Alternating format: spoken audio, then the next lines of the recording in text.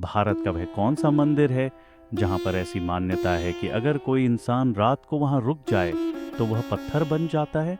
राजस्थान बाड़मेर का किराड़ू मंदिर कहते हैं कि किसी जमाने में यह स्थान भी बाकी आम जगहों जैसा ही था।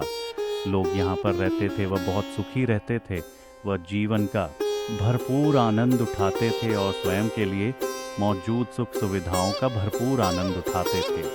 लेकिन क्या कारण है आज यहाँ रात को कोई नहीं रुकता? सब डरे व सहमे हुए रहते हैं। वह रात को कभी भी बाड़मेर के ऐतिहासिक किराड़ू मंदिर में नहीं जाते। यहाँ तक पहुँचने के लिए श्रद्धालुओं को बाड़मेर से करीब 39 किलोमीटर की दूरी तय करके जाना पड़ता है। बता दें कि ये मंदिर खंडहरों के बीच बसा हुआ है, लेकिन देखने में बेहद खूबसूरत और विशाल है। लोगों का मानना है कि यदि यहाँ कोई इंसान रात को रुक जाए तो वह पत्थर बन जाता है। अब इस बात में कितनी सच्चाई है, अब ये तो यहाँ के लोग या फिर भगवान ही जाने।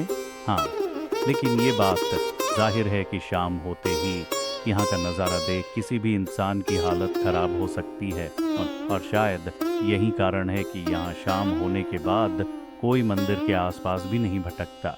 किसी का कहना है ये जगह श्रापित है। शाम तो क्या, यहाँ कोई यदि दिन में भी आ जाए तो 100 बार सोचकर ही इस मंदिर के प्रांगण में पैर रखता है। एक 12वीं शताब्दी के आसपास ही किसी समय एक आर्षे अपने शिष्यों के साथ यहाँ आए। क्षेत्रीय लोगों ने उनका स्वागत सत्कार किया। लेकिन कुछ समय बाद आर्षी इस क्षेत्र का अकेले ही भ्रमण करने निकले।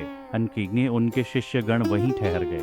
थोड़े समय बाद ही वहाँ एक भयंकर बीमारी का प्रकोप हुआ, जिससे उनके शिष्यों की हालत खराब हो गई। लेकिन किसी भी ग्रामवासी ने उनके शिष्यों की देखभाल या सेवा शुश्रूषा नहीं की, सिवाय एक कुम्हारिन के। उस बेचारी निर्धन वृद्धा से जितना बन पढ़ा उसने किया। दैव योग से वो आर्षी उसी समय वहां लौटे।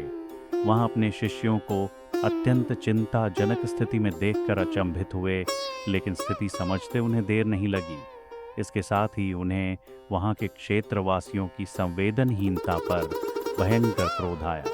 इसी क्रोध में उन्होंने उन क्षेत्रवासियों को श्राप दिया कि इस भयंकर आपदा में भी मेरे शिष्यों की हालत देखकर तुम्हारा हृदय द्रवित नहीं हुआ, पाषाणवत पत्थर के समान बना रहा। जाओ, तुम सब भी उसी को प्राप्त हो और पाषाण बन जाओ। उसके बाद उन्होंने उस वृद्धा को भी आदेश दिया कि सूर्यास्त के पहले वो इस जगह को छोड़ दे, अन्यथा वो भी पाषाण प्रतिमा बन जाएगी।